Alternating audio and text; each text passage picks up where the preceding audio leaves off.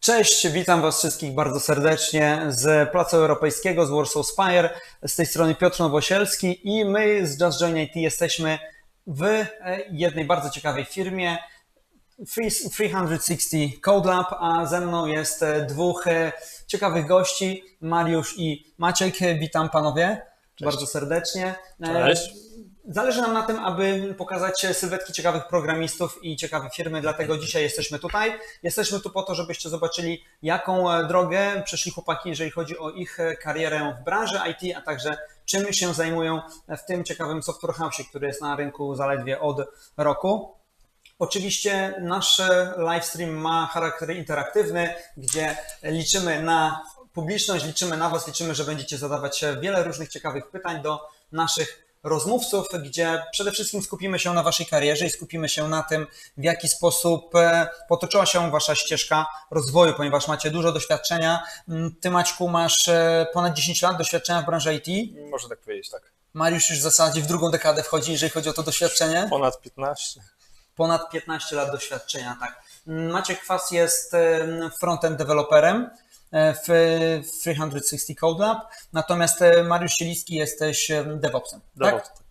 W związku z tym mamy tutaj ciekawy miks i ciekawe połączenie i przed nami myślę, że około 60-90 minut bardzo ciekawej rozmowy. Transmisję mamy live zarówno na Facebooku, jak i na YouTubie, także zachęcamy do zadawania pytań i myślę, że możemy już sobie na spokojnie zacząć. Panowie, może skupmy się na samym początku o Waszej karierze i o tym w ogóle skąd pomysł na wejście w branżę IT. Z tym zawsze wiąże się wiele różnych ciekawostek i anegdot. Ja myślę, że Maciek jesteś w stanie nas tutaj czymś zaskoczyć. Mam nadzieję, że tak. No, aczkolwiek, żeby opowiedzieć całą historię, to podejrzewam, potrzebowałbym całego streama 60 Całego streama? Okay, ja mogę wyjść.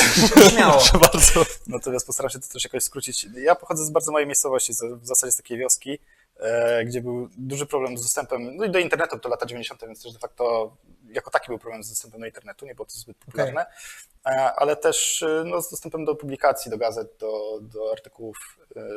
Natomiast no, mój tata był freakiem komputerowym i przez to od takich bardzo wczesnych lat ja jeszcze nie potrafiłem długopisem pisać, a już na klawiaturze było ola, ala, więc już tam jakoś sobie radziłem z komputerami i za pan brat byłem na bieżąco.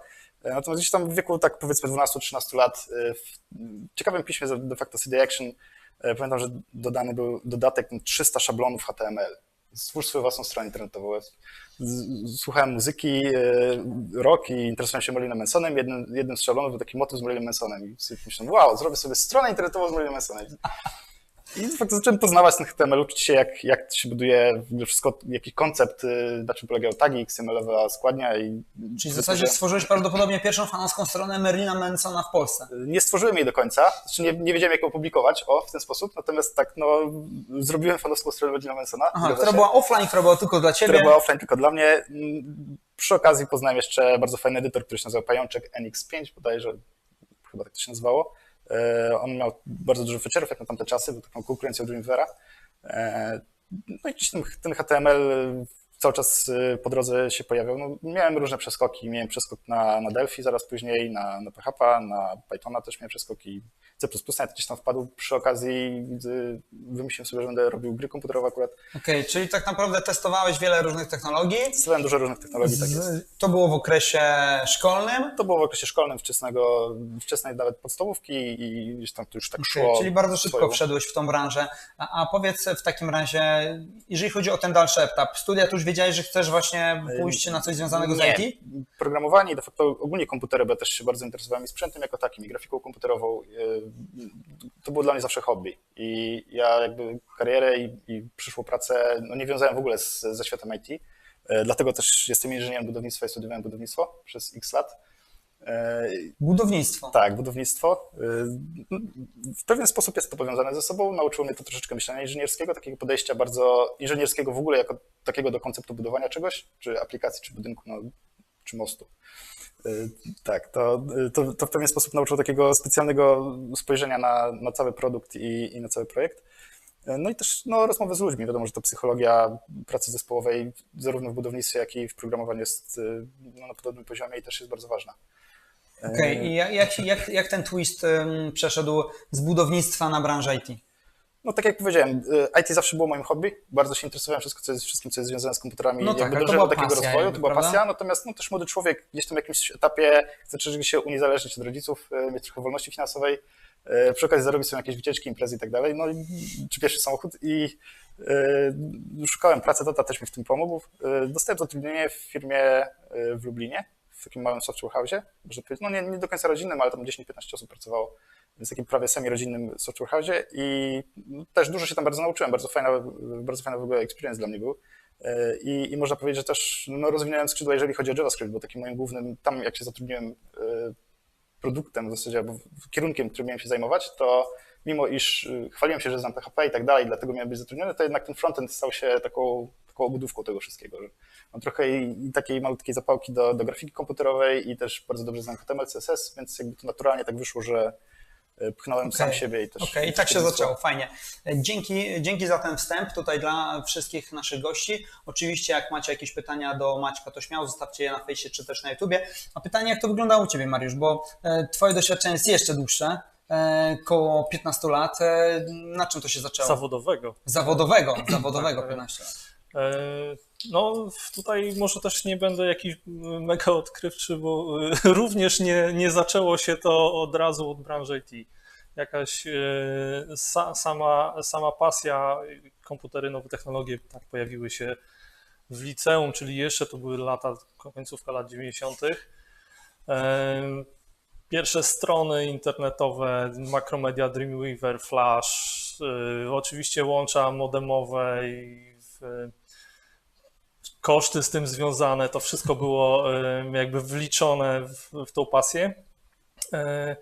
Na studia była już jakaś myśl, żeby może na studia informatyczne, jakąś informatykę, matematykę może, ale ostatecznie wybrałem Politechnikę Warszawską, Wydział Mechatroniki, czyli też można powiedzieć, że nie stricte informatyka. Trochę oddalone było. Trochę oddalone i to, co mi się najbardziej podobało na pierwszym roku, to właśnie nauka programowania, która weszła tak od strzała. Pierwszy kontakt z językiem Pascal. Okej, czyli od tego ten bach się rozpoczął tak naprawdę. Tak, nawet nie wiedziałem, że to tak łatwo wejdzie, że to logiczne myślenie spowoduje, że w sumie to każdy język jest prosty, jak się myśli logicznie i bardzo szybki kontakt z ludźmi z Akademika Politechniki Warszawskiej, gdzie byli i administratorzy, i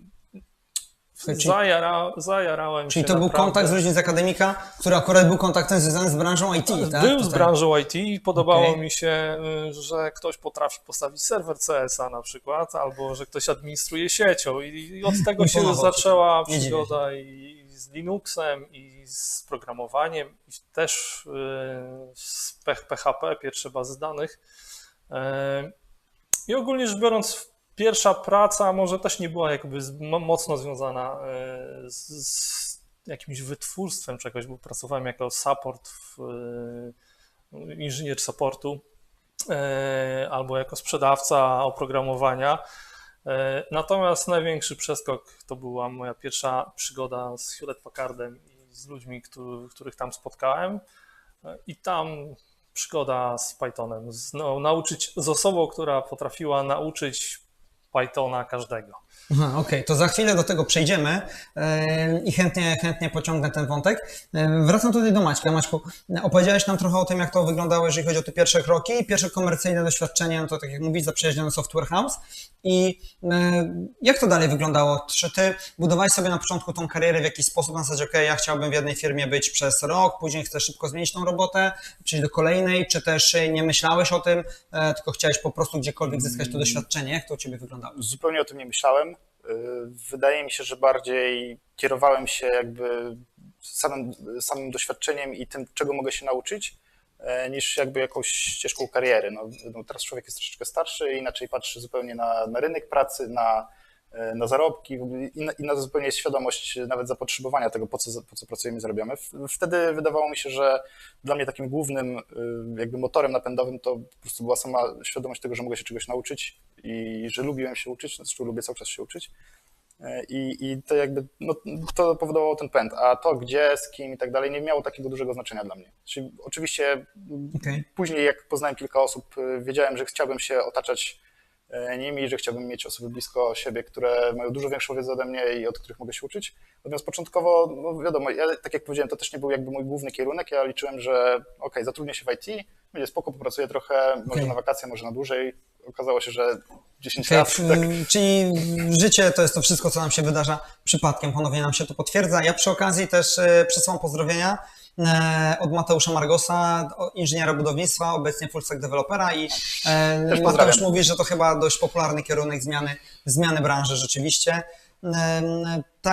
Także w tym momencie Anita pozdrawia z pozycji architekta, który w tym momencie przebranżawia się też na frontend dewelopera, także jest to chyba bardzo popularny kierunek zmiany branży, właśnie ścisłe umysły, politechnika, budownictwo, ale czasami gdzieś tam właśnie jest to jakiś sposób myślenia inżynierskiego i również takiego bardzo architektonicznego też myślenia, czyli przestrzennego nawet, w spojrzeniu na programowanie. Programowanie to nie jest pisanie kodu, tylko bardziej programowanie to jest wymyślanie.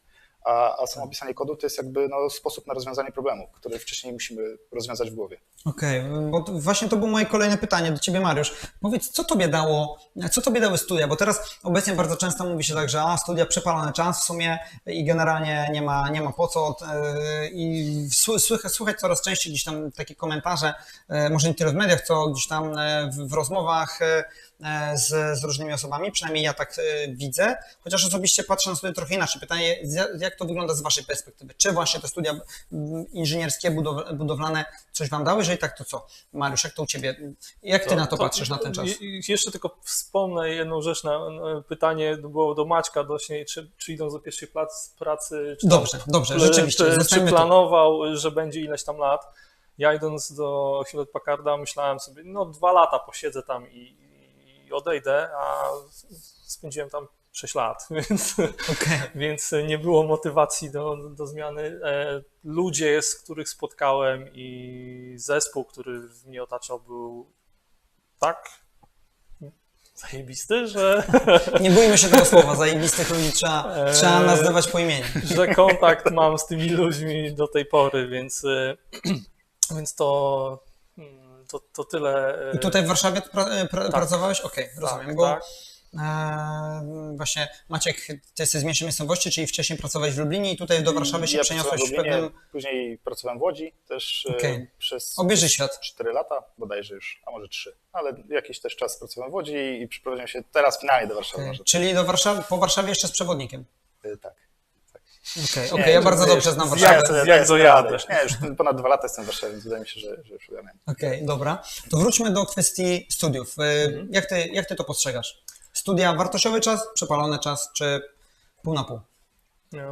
Na pewno nie można tego jednoznacznie ocenić, powiedzieć, że w moim przypadku studia były przepalonym czasem.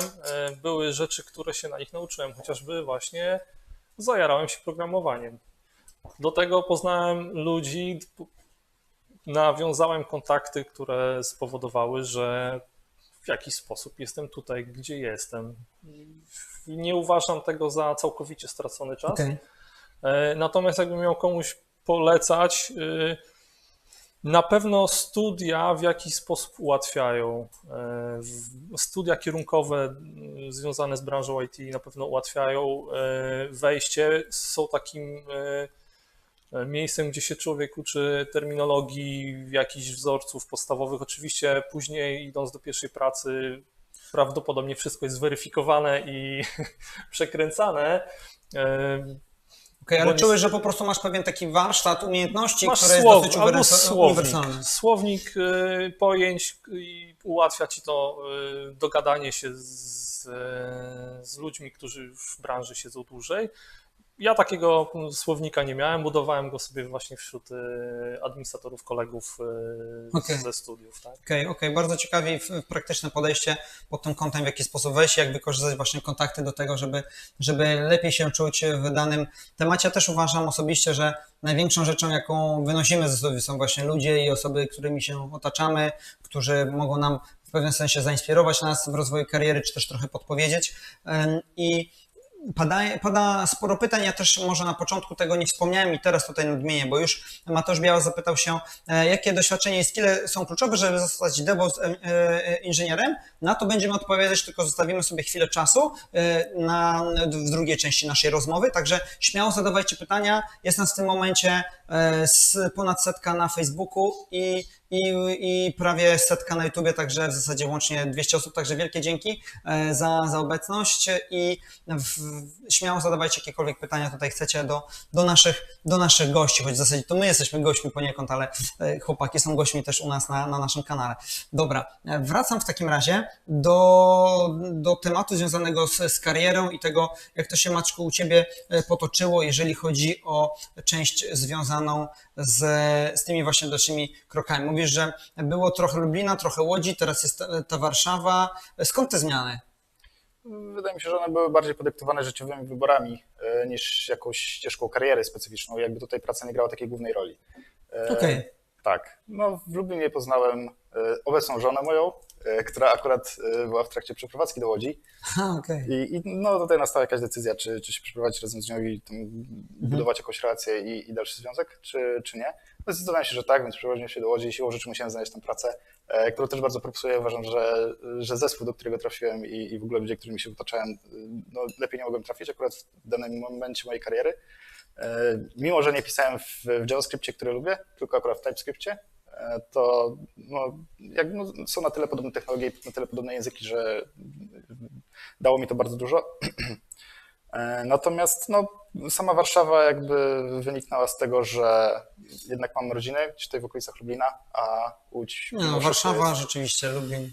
Łódź jest mimo wszystko dużo dalej od Lublina, przede wszystkim jeżeli chodzi o jakość drogi, gdzie podróż trwa ponad 5 godzin. No, sam ten kontakt, wiadomo, człowiek jest młody, to nie ciągnie tak bardzo do rodziny, jakby do domu rodzinnego, ale w pewnym momencie to wraca i jest tak, zaczyna się to przedłużać, ta droga się zaczyna robić dłuższa, jednak mimo wszystko chcielibyśmy, żeby troszeczkę skrócić ten dystans, zmniejszyć. Dlatego na przykład nie wyjechałem do Barcelony czy do Niemiec, gdzie też miałem bardzo dużo ofert pracy, dobrze płatnych też, ale ta sama świadomość, że no jednak ten kontakt z rodziną jest na tyle istotny, że człowiek bierze to pod uwagę jako jeden z głównych czynników i wydaje mi się, że dlatego nie decyduje się na taki wyjazd, który z perspektywy młodego człowieka jest jak najbardziej możliwy. Okej, bardzo, bardzo ciekawe i szczere podejście, to znaczy nie szedłeś za pieniędzmi, nie szedłeś tutaj za karierą, tylko skupiałeś się na najbliższych i na tym, żeby gdzieś tam mieć ich blisko. Super, ja to osobiście jak najbardziej szanuję.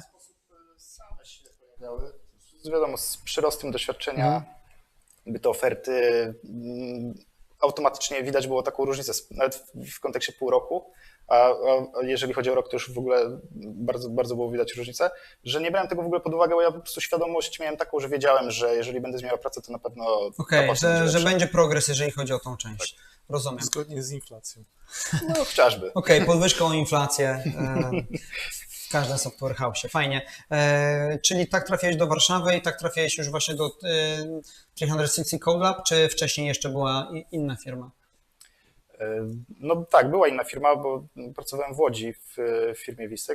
Tak, ale z Łodzi jak się przeniosłeś, bo mówisz, że tu jesteś 2 lata, okej. A tak, tutaj w Warszawie przeprowadziłem się też, pracowałem w innej firmie. W 360 Code Lab pracuję bodajże 4 albo 5 miesięcy. Okej, 4-5 miesięcy. Nie jest to długi wynik, tak. Natomiast po samej przeprowadzce do Warszawy pracowałem w firmie AIT i ona się mieściła całkiem też tutaj niedaleko, na Marszałkowskiej. No też bardzo fajny experience, tylko że tam no już zostałem zatrudniony jako senior developer, więc nie za bardzo miałem się od kogo uczyć, a bardziej ja byłem takim mentorem i motorem napędowym do aplikacji. Okej, dobra.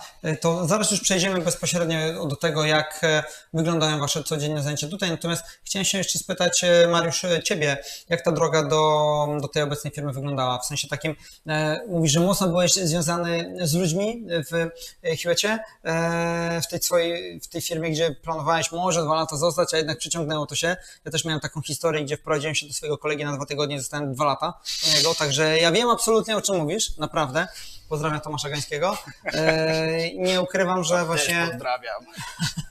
Nie ukrywam, że wiele sytuacji właśnie tak w życiu wygląda, że mimo tego, że mogą gdzieś indziej być lepsze warunki, to jednak ta ekipa i ludzie trzymają i nawet można czasami mieć jakby pracę nie trzeba mieć niekoniecznie najbardziej wybitnej, ale jeżeli są ludzie, jest ta ekipa, no to jest ten czynnik, który jest super spoiwem. I co się stało po tych 6 latach, że zdecydowałeś się jednak na zmianę? No tam akurat pracowałem całe te 6 lat w jednym projekcie i ten projekt się skończył po 6 latach. Aha, okay. I tak naprawdę ten cały gigantyczny zespół się rozpadł, część ludzi odeszło na zewnątrz, część ludzi zmieniało projekty wewnątrz. No postanowiłem, że może trzeba zaryzykować i spróbować znaleźć sobie coś na zewnątrz. I zatrudniłem się w Samsungu, gdzie również trafiłem do rewelacyjnego zespołu, który zajmował się tak dużym wachlarzem działalności związanych z Androidem, ale umiejętności i projekty, które tam były realizowane, były od elektroniki po pisanie własnych modułów, pluginów do Jenkinsa. Okej, mega wszechstronne tematy, czyli podejrzewam, że też progres zrobiłeś spory. Tak. Z rewelacyjnych ludzi spotkałem, którzy potrafili też uczyć innych. Mimo że byli dużo młodsi ode mnie, potrafili przekazać wiedzę na temat algorytmiki albo jak pracować poprawnie z Gitem. Samsung też, promocja Samsunga, Samsung też kładł nacisk na to, aby ludzie wewnątrz organizowali wewnętrzne szkolenia i też ci ludzie byli za to gratyfikowani i to też jakby wpłynęło na to, że ten zastrzyk wiedzy, który się tam człowiek otrzymał, był większy niż w innych firmach, ale summa summarum, no to tam też projekt się skończył, więc nastąpiła kolejna zmiana i po jakimś czasie Hewlett Packard odezwał się ponownie, więc z Hewlett Packardem była dogrywka. Jeszcze 2 lata spędziłem dodatkowe w Hewlett Packardzie, już wtedy nazywała się firma DXC. Ten sam projekt, trochę inna rola, właśnie rola bardziej DevOpsowa. Próbowałem ten zespół administratorów, do którego trafiłem, próbowałem pokazać, co można uczynić, jak można zautomatyzować pracę, jak można ułatwić pracę nie tylko sobie, ale też innym zespołom i wydaje mi się, że w dużej mierze mi się to udało uczynić. Teraz jestem tutaj. Dobra, bo właśnie ciekawy wątek poruszyłeś pod kątem rozwoju i tego, co wpływa mocno na to, że rozwijasz się wewnątrz organizacji, czy też ten twój skill rośnie. Tutaj mówiłeś, że wewnątrz organizacji byli ludzie, od których się uczyłeś. Jestem ciekaw, Maciek, jaki jest twój pogląd na ten temat? Co wpływa najbardziej na progres programisty, czy też co wpływało mocno na twój progres? Oczywiście pomijając fakt zajawki, umiłowania do programowania. W moim przypadku w ogóle jestem takim typem człowieka, który nie bardzo skupia się na relacjach międzyludzkich, a raczej na rzeczach. Ja wolę się uczyć sam, poznawać rzeczy, sam odkrywać. Tak. Z jakichś tutoriali?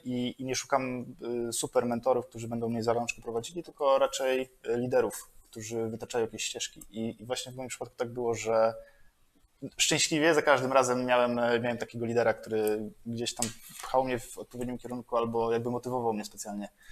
I to nie mówię o motywacji finansowej, bo zazwyczaj tak nie było, to byli liderzy, którzy raczej odpowiadali za techniczne rzeczy. I jakby swoją wiedzą i swoimi umiejętnościami i swoimi osiągnięciami budowali we mnie takie poczucie, że okej, ja też tak chcę, albo że to jest fajne, że chciałbym do tego dążyć. To możesz jakiś przykład tutaj dać pod tym kątem tej motywacji?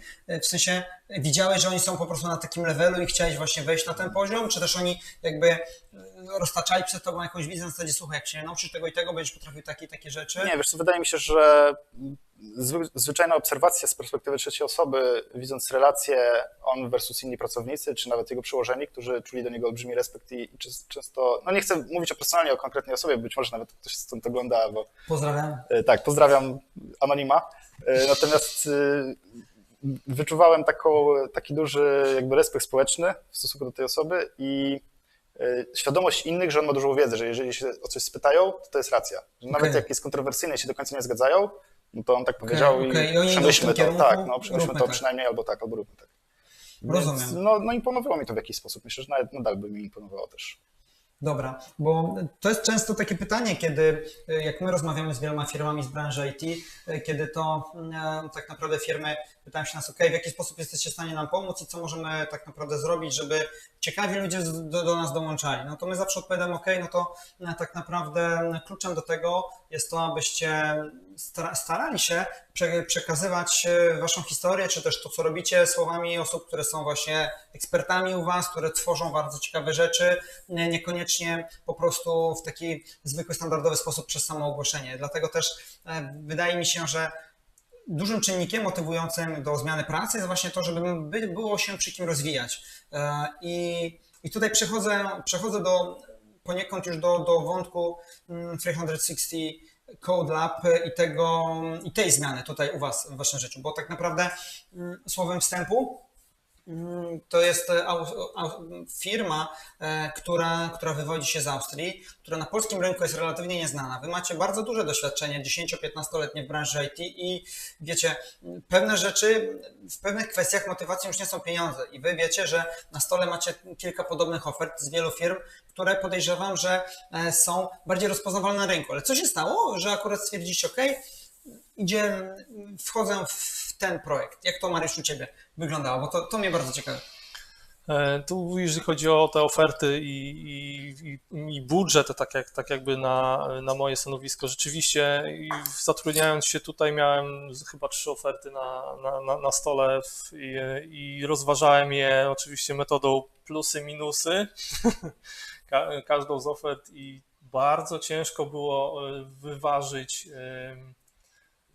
Plusy dodatnie, plusy ujemne. Która firma przeważa, ale opowiadając to komuś, ktoś zwrócił uwagę, że ale ty cały czas mówisz o tej firmie 360 Code Lab, więc jednak podświadomie moja uwaga była w jakiś sposób skierowana na tą ofertę i tak wybrałem tą firmę. Okej, dobra. A Maćku, jak to u ciebie wyglądało? U mnie wyglądało to tak, że ja wiedziałem, że odejdę z pracy. Miałeś takie wewnętrzne przekonanie Nie, tutaj w serduszku? potrzebowałem zmiany. No wiadomo, człowieka nawet jeżeli jest super, to wie, że potrzebuje zmiany po prostu z jakiegoś powodu. Więc miałem wewnętrznie w serduszku. No, i powiedziałem też mojemu menedżerowi, że potrzebuję zmiany. Natomiast nie było tak, że miałem jakieś olbrzymie ciśnienie, że muszę odejść teraz, mam miesiąc. Więc ja sobie te oferty jakby skrupulatnie przygotowywałem i pilnowałem tego, żeby wybrać sobie najbardziej pasującą do mnie. I wydaje mi się, że w tym przypadku akurat taka, głupio to może zabrzmieć, bo jednak... Nie ma tutaj głupich, zdań. Tak, ale umysł techniczny, inżynierski powinien tak plusy, minusy rozpisać, tutaj algorytm wyszedł na plus, tak, plus 0,7 do tego. Natomiast ja podszedłem do tego bardziej emocjonalnie i wydaje mi się, że... Rzuciłeś kostką może po prostu? Nie, to nie było emocjonalne, tylko losowe. A ja podszedłem do tego emocjonalnie, że jakby pokierowałem się tym, w jaki sposób rozmawiałem na rozmowach kwalifikacyjnych, jak proces rekrutacji wyglądał w firmie, jak wyglądały moje rozmowy z menedżerami, z przełożonymi, z osobami, które będą potem moimi liderami albo właśnie mentorami, czy chociażby osobami, z którymi po prostu będę bezpośrednio współpracował i którym będę raportował swoją pracę. No i tutaj mi się najbardziej spodobało. Miałem do czynienia z architektem głównym w firmie, tutaj w moim zespole miałem też do czynienia z Pozdrówmy Krzyśka. Pozdrówmy Krzyśka, tak, bardzo pozdrawiam, być może też nas ogląda.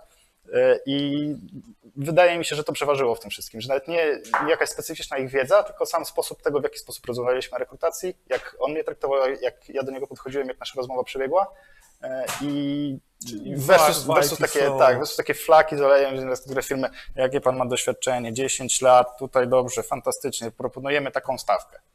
Ja tutaj było zupełnie inaczej, że tutaj był taki vibe flow dokładnie, że najpierw znaleźliśmy wspólny język, potem zaczęliśmy gdzieś strzelać palcami i śpiewać piosenkę. No, tak może powiedzieć. Dobra. Ja mam bardzo podobne wrażenie. Ja niestety tutaj, będąc rekrutowany, nie miałem możliwości spotkania się za bardzo z osobami z zespołu, do którego trafiłem, ale za to z naszym dyrektorem ucięliśmy bardzo interesującą rozmowę i to też wpłynęło na ten że coś zagrało.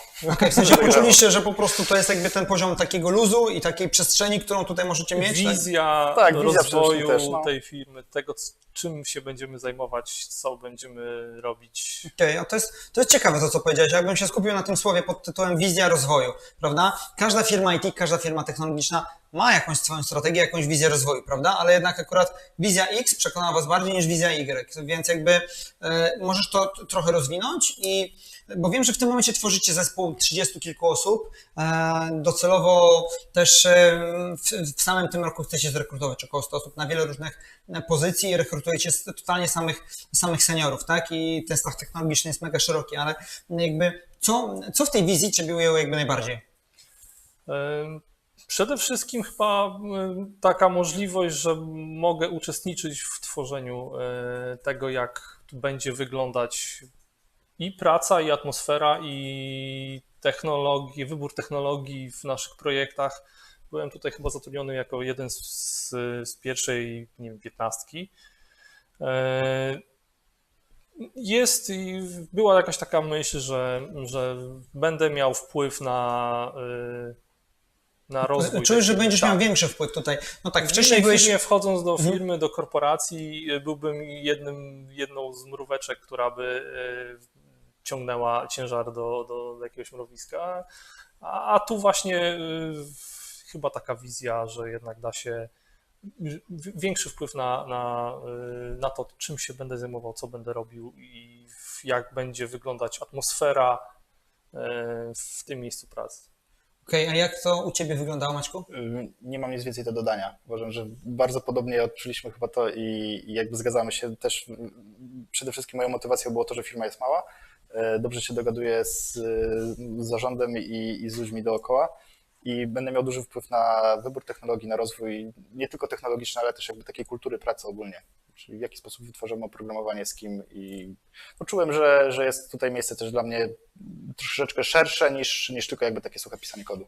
Okej, czyli, bo zastanawiam się z kolei, bo tak naprawdę mieliście już spore doświadczenie, prawda, 10-15 lat w firmach różnej wielkości, czyli można by powiedzieć, że w pewnym momencie przychodzi taki etap, gdzie właśnie ten wpływ jest tym czynnikiem dominującym i decydującym o tym, żeby podjąć tą zmianę, czy też to, żeby rzeczywiście wejść w dany projekt, bo możecie też jeszcze trochę opowiedzieć dokładnie, nad jakimi projektami pracujecie.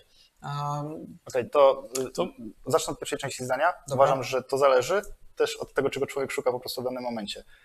Nawet niekoniecznie senior musi szukać chęci wpływu, bo być może osobiście znam osoby, które mają zupełnie odwrotnie, że oczekują, że wszystko jest ustrukturyzowane, jest standard, jest jedna jakby ścieżka sposobu zachowania, sposobu pisania kodu, sposobu deployu i nie oczekują, że od nich będzie się wymagało czegoś więcej. To jest zupełnie normalne. No, nie każdy ma taką potrzebę.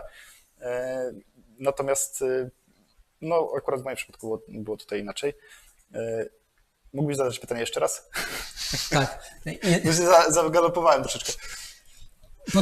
Pod kątem wpływu i pod kątem tego właśnie, czy to jest taki czynnik, który dużo waży, czy też na który bardziej zwracać uwagę, bo podejrzewam, że na początku chodzi o zdobycie doświadczenia, o wyrobienie sobie pewnego skilla, później jak już ten skill jest, to tak naprawdę chodzi o to, żeby nie wykorzystywać go będącym jednym z wielu, tylko osobą, która ma większy impact. Czyli poniekąd odpowiedziałem na pytanie, nieświadomie, bo miałem To coś innego w głowie, ale poniekąd mocno tak, zależy od typu człowieka. od cechy tak. charakteru. Wydaje mi się, że no tutaj też nie można mieć za złe nic osobom, które nie mają takiej potrzeby jakby posiadania wpływu na wiedzę, no, kierunkują się jakby w konkretnym miejscu. Dostają zadanie kierunku, tak, dostają i zadanie na przykład bardzo dobrze je realizują. Tak? Ja na przykład pracowałem w zespole, gdzie zdarzało mi się, że obserwowałem ludzi, którzy tam pracują i na przykład widziałem, że siedzą ludzie eksperci, którzy prasówkę robią internetowo przez pół dnia, ale to byli eksperci, którzy jak była potrzeba użycia ich wiedzy, to siadali i wszystkim włosy stawały. Więc tak naprawdę chyba najbardziej spodobało mi się coś takiego, jak zbudować zespół wokół siebie, czy wokół kogokolwiek, jakikolwiek zespół, jak zróżnicować ludzi, którzy będą pracować w tym zespole, bo nie chodzi o to, żeby taki zespół składał się samych introwertyków, którzy tam ze sobą nie będą rozmawiać i każdy będzie osobne Tak jak taski. my, nie? No my nie akurat. No właśnie, to jest pytanie, Ignacy w tym momencie zadał pytanie. No chłopaki, pochwalcie w takim razie, co takiego tutaj tworzycie i nad jakimi projektami tutaj pracujecie, bo 360 Code Lab to software house, natomiast software house jest bardzo szerokim pojęciem tutaj w Polsce. To jest software house, który ma korzenie austriackie. Jakbyście mogli trochę o tym opowiedzieć? Ja bym zaczął, bo tu już Proszę miał bardzo, więcej rzeczy oczywiście. do powiedzenia. No, zobaczymy. Bo ja pracuję w projekcie Event World. Jest to projekt związany z budową aplikacji, platformy do sprzedaży biletów na różnego rodzaju wydarzenia, koncerty. Platforma na jakim rynku działa?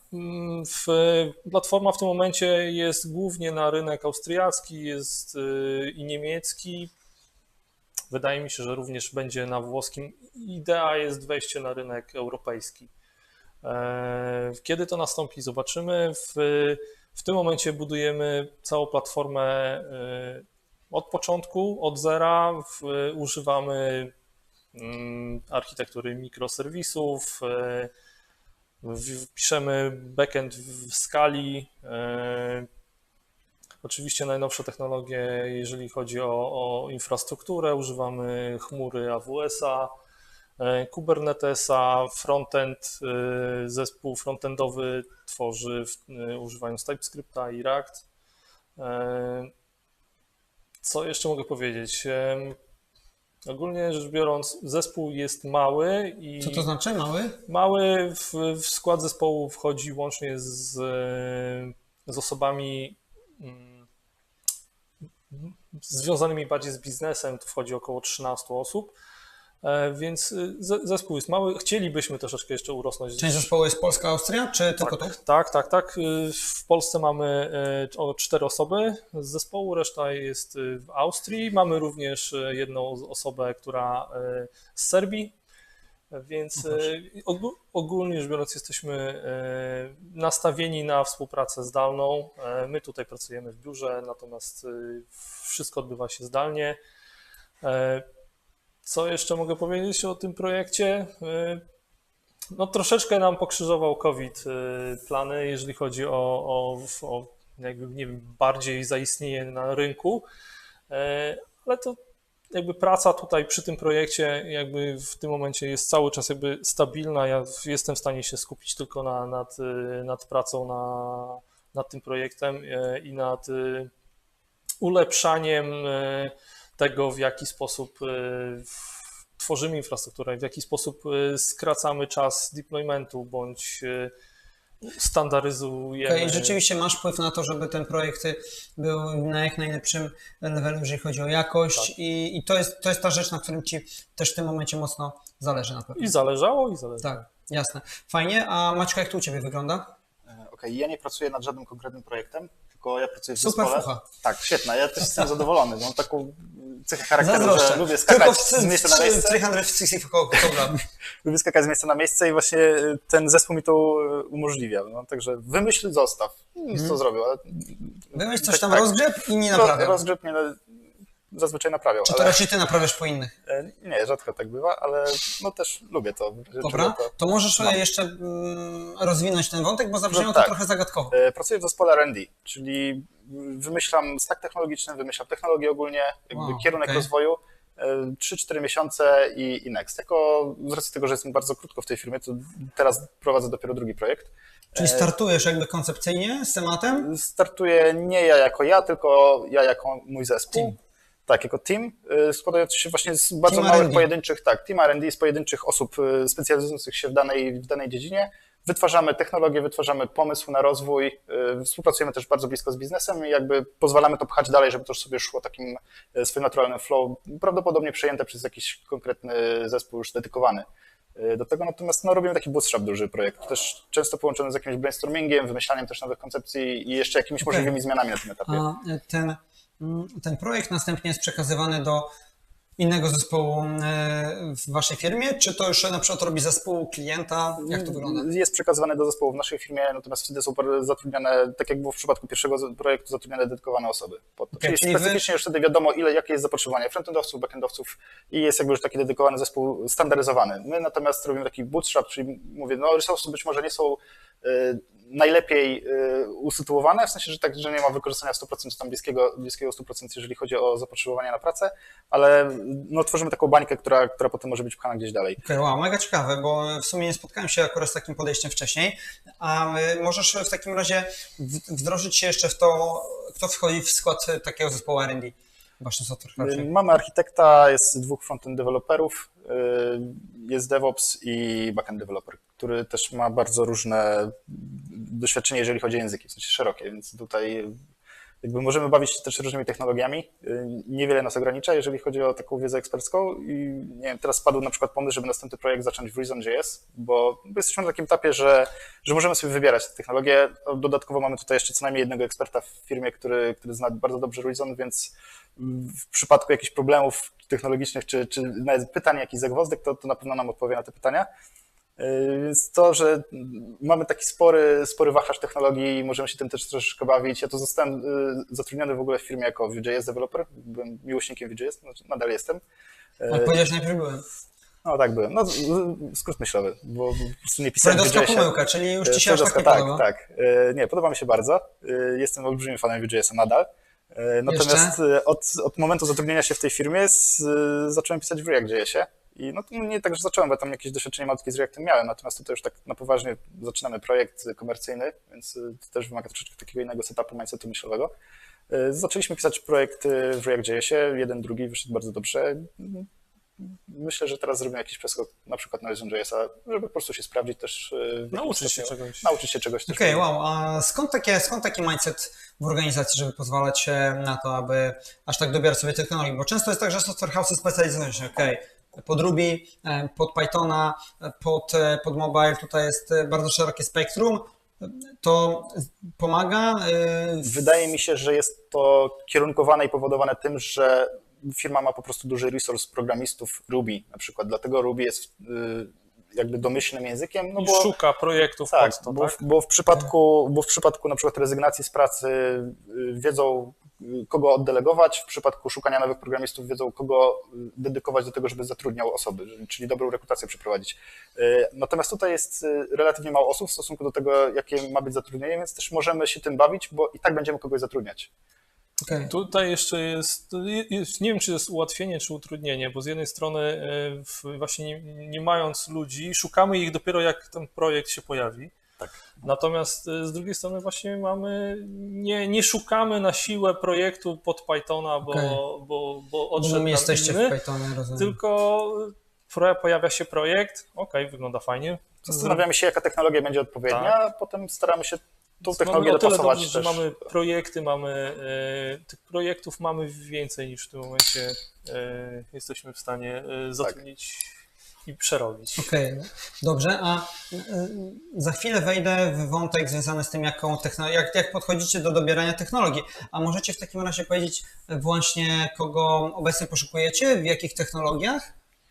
Bo to jest szerokie pewnie spektrum całkiem. No to u mnie koniecznie, ja muszę wspomnieć, że w projekcie moim poszukujemy przede wszystkim Scala dewelopera,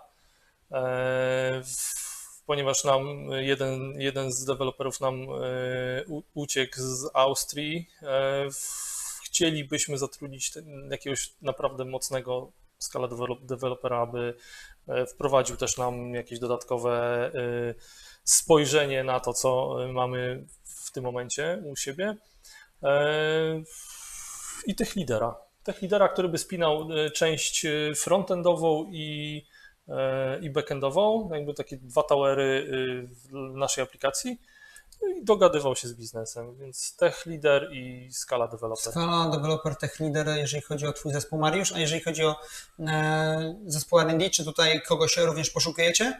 Tak, poszukujemy, natomiast nie być może stricte do zespołu R&D, chociaż szukamy w chwili obecnej dla przykładu Python dewelopera, frontend dewelopera. Do bliźniaczego projektu i bliźniaczego zespołu szukamy też iOS i Android deweloperów natywnych i Wydaje mi się, DevOpsów. że DevOps, tak, no co jest naturalnym w każdej firmie, która Przy każdym robi jakiś projekcie rozwój, tak, no to jest potrzebna jakaś osoba, która się zajmie tą działalnością. Tą częścią, okej, czyli szerokie spektrum od Scala Developera po Tech Leada Frontend, iOS, Android Developer, DevOps. Wszystkie oczywiście te oferty są na JustJoin.it, także jeżeli też jesteście zainteresowani, to śmiało możecie rzucić okiem na Free 160 Code Lab.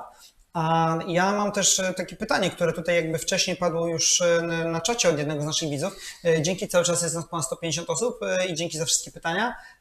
Jakby słyszałem i rzeczywiście potwierdziliście to jeszcze wcześniej w kuluarach, że szukacie obecnie wyłącznie seniorów. I skąd to się bierze? Bo często mówi się, że gdzieś tam warto jest zbalansować ten zespół. U Was jest fokus tylko na tych jakby najwyższej klasy specjalistów, tak? Ten fokus w tym momencie rzeczywiście jest. I jak ja zaczynałem pracę tutaj od stycznia tego bieżącego roku, to taki fokus rzeczywiście już wtedy był.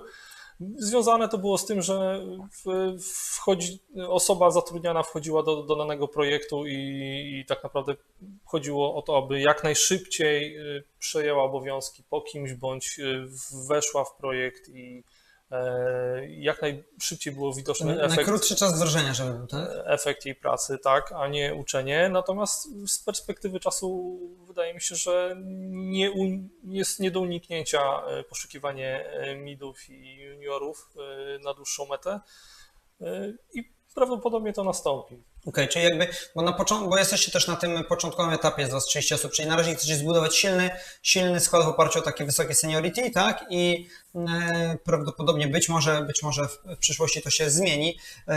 Jak Ty, Maćku, uważasz, jeżeli chodzi o pracę z samymi jakby seniorami? Czy to ma same plusy, czy to ma też jakieś minusy? Bo podejrzewam, że jakby tutaj jakby ta wiedza jest na bardzo wysokim poziomie. Pytanie, czy łatwo jest się dogadać co do tego rozwiązania? Czy to jest raczej forma debaty oksfordzkiej? często jest tak, że nie sama wiedza jest wiążąca, a również specyficzne cechy charakteru. Ja mam to szczęście, że Specyficzne cechy charakteru decydują o wyborze technologii do projektu. Bardzo ciekawe. Tak, specyficzne cechy charakteru. Przede wszystkim no, są charaktery, które są bardzo uparte i jakby ich zdanie jest najważniejsze. Ja takich ludzi w zespole nie mam, wszyscy są otwarci na rozmowę, na czysto merytoryczną rozmowę, dzięki czemu ten wybór nie jest kierowany jakby głosem jednej osoby, a bardziej podnoszeniem rąk, że ja się z tym zgadzam albo nie. Co jest akurat bardzo fajne. Ja na razie minusów w pracy z samymi seniorami nie dostrzegam. Wręcz przeciwnie. Często jest tak, że nasza praca idzie zbyt szybko w stosunku do tego, co jest planowane, bo ktoś z zespołu ma na tyle duże doświadczenia, że nie musi się zastanawiać nad danym tematem, tylko albo ma gotowy resurs, albo na tyle wiedzę i wolny wieczór, że przysiądzie i zrobi coś. I po prostu zrobi, żeby mieć w głowie. Tak. Wtedy jak to wygląda?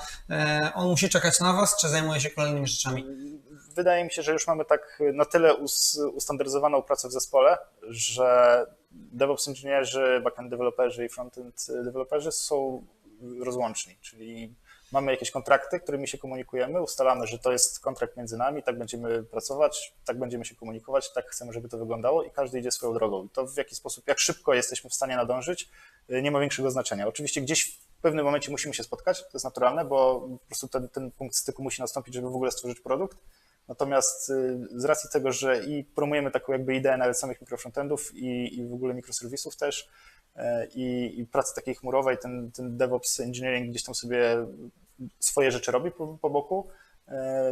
My jako frontend deweloperzy z backend deweloperami komunikujemy się za pomocą OpenAPI, takiego kontraktu, który ustalamy sobie razem wspólnie na spotkaniach i uzupełniamy go w funkcjonalności. Czyli my zakładamy, że funkcjonalności nie ma i mokujemy dane.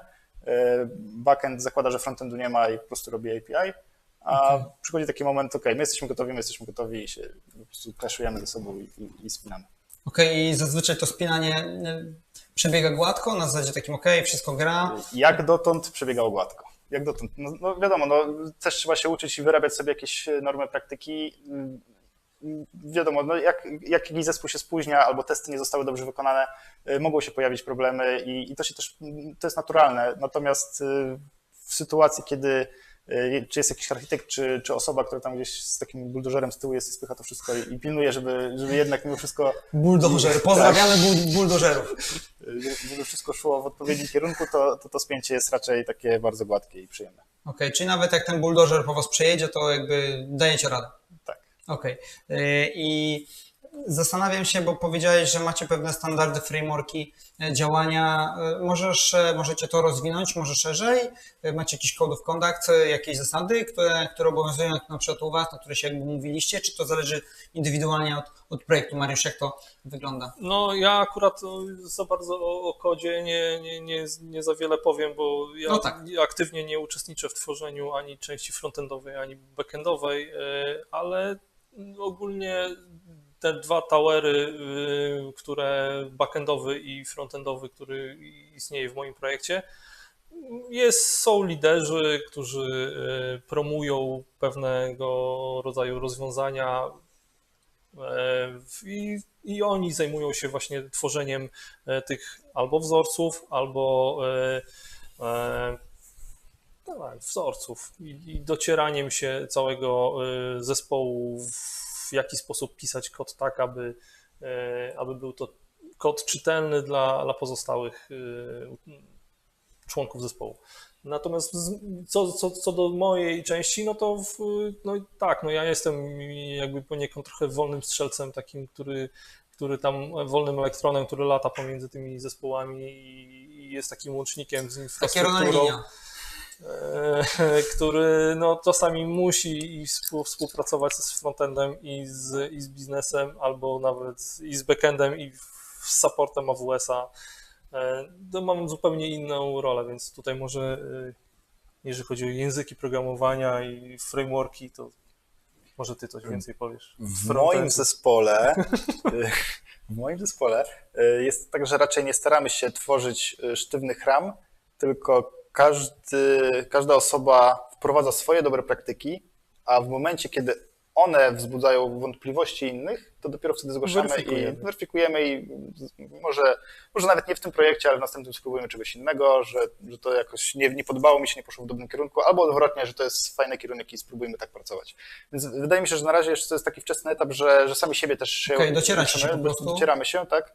I gdzieś tak za pół roku, za rok myślę, że już wtedy jest całkiem prawdopodobne, że będziemy mieli taki code of conduct i coś sztywnego. Dobra, na razie to jest bardzo elastyczne. Czyli to w dużej mierze polega na docieraniu się i na komunikacji dobrej. I tutaj wchodzimy w fajny temat, czyli tych miękkich skilli, które według wielu osób są istotne w tej branży IT, szczególnie z zyskiwaniem tego doświadczenia. No i pytanie, jak jest w waszym rozumieniu, panowie, czy te skille miękkie są istotne, czy one mają większe znaczenie podczas rekrutacji, czy już później w samej pracy?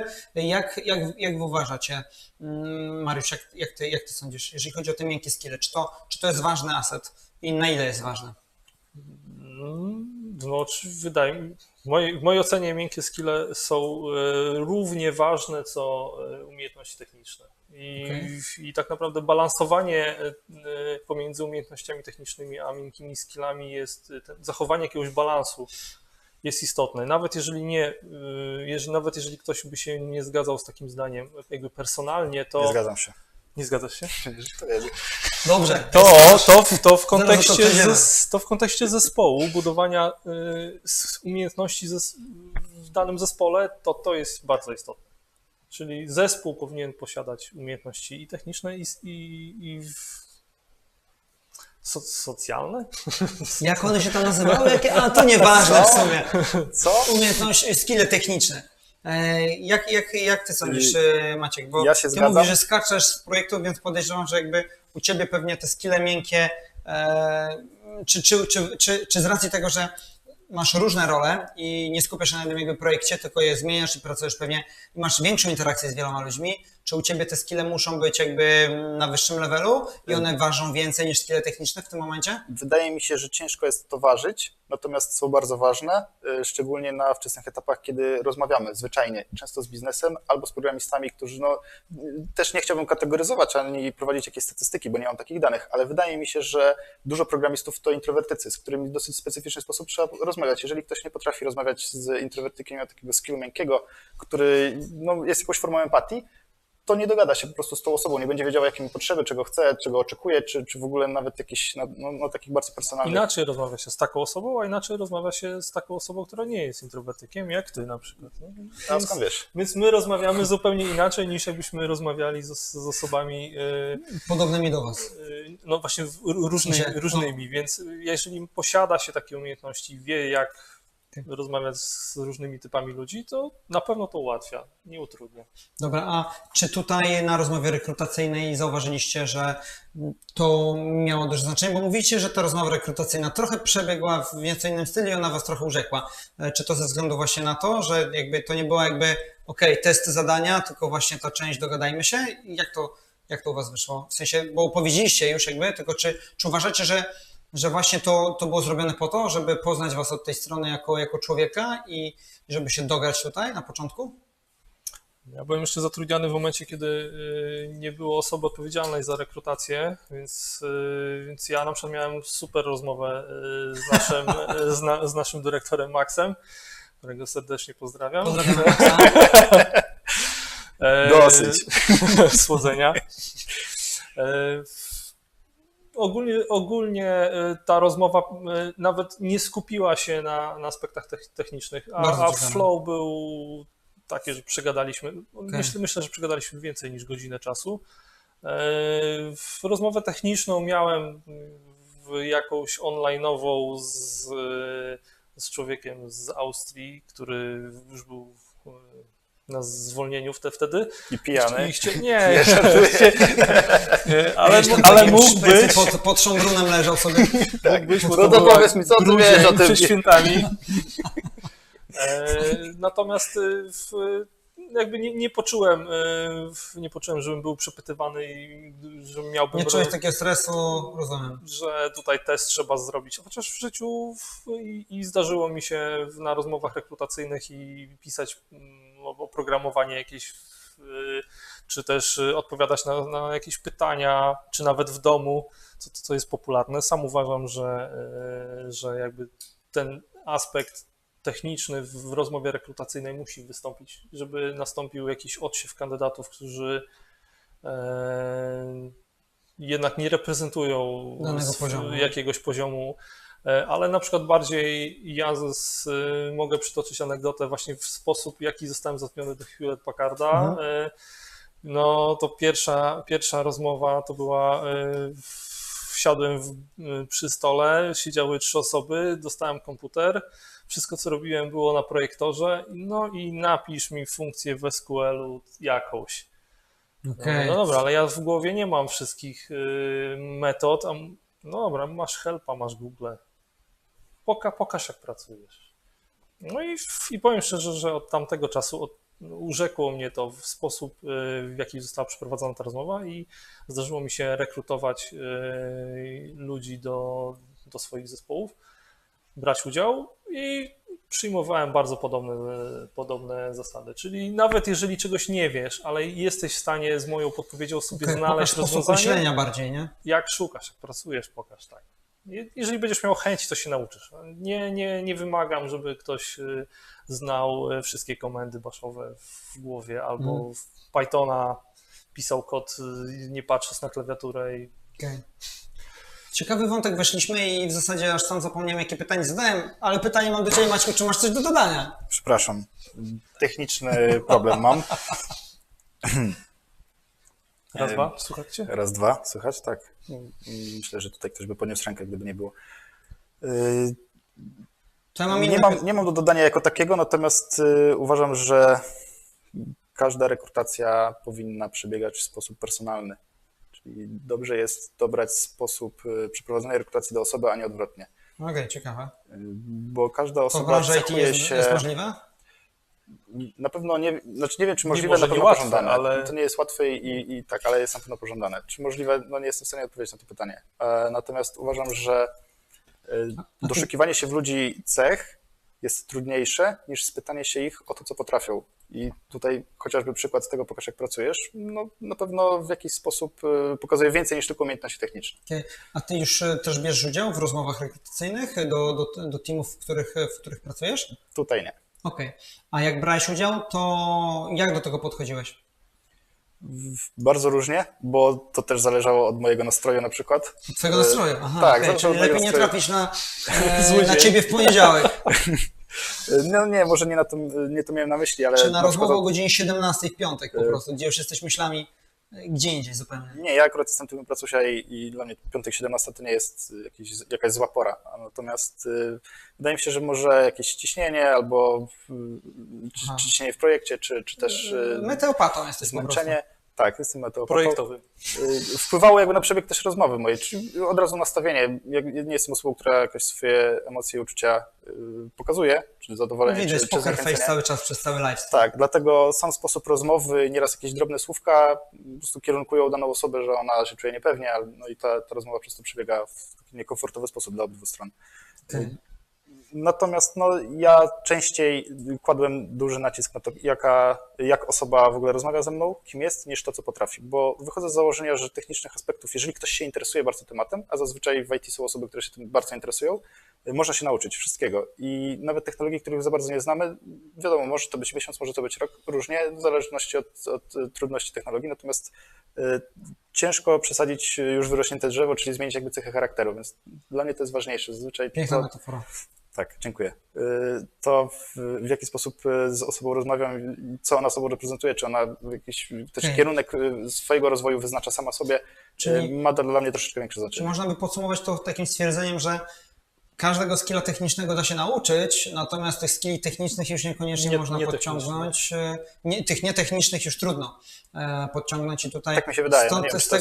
Z tego też względu akurat na to mocniej. Na pewno można też na to wpływać, ale tak jak Maciej powiedział, w trakcie rekrutacji też, czy w takich, których właśnie ja uczestniczyłem, czy ja rekrutowałem, patrzyłem, jak ja się czuję w obecności tej osoby, jak mi się z nią dobrze rozmawia, bądź czy jest ten vibe, taka energia? Dokładnie. Interesuje się Star Wars? Nie, dziękuję.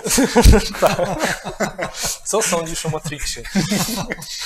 Czy jest to kultowe? Niebieska czy czerwona pigułka? Którą byś wybrał, dokładnie. Więc jeżeli ten vibe jest i jakiś poziom umiejętności technicznych, to taka osoba najczęściej jest pożądana w zespole. Okay. Fani Star Warsów zapraszamy do 360 Code Lab. A ja mam pytanie jeszcze dotyczące języka angielskiego. Bo... Nienawidzę Star Warsów. Nienawidzę angielskiego. Nie, żartuję. Przypomniało mi się. Tak, słuchamy pytania. Język angielski, czy ma duże znaczenie w waszej codziennej pracy? Tak. I czy uważacie, że jakby w tym momencie, na tym levelu, na którym jesteście, czy ta krzywa uczenia języka angielskiego jakby cały czas funkcjonuje, czy już znacie ten język na takim poziomie, że nie trzeba? Czy też musieliście w pewnym momencie brać dodatkowe lekcje języka, jak już zaczęliście pracę?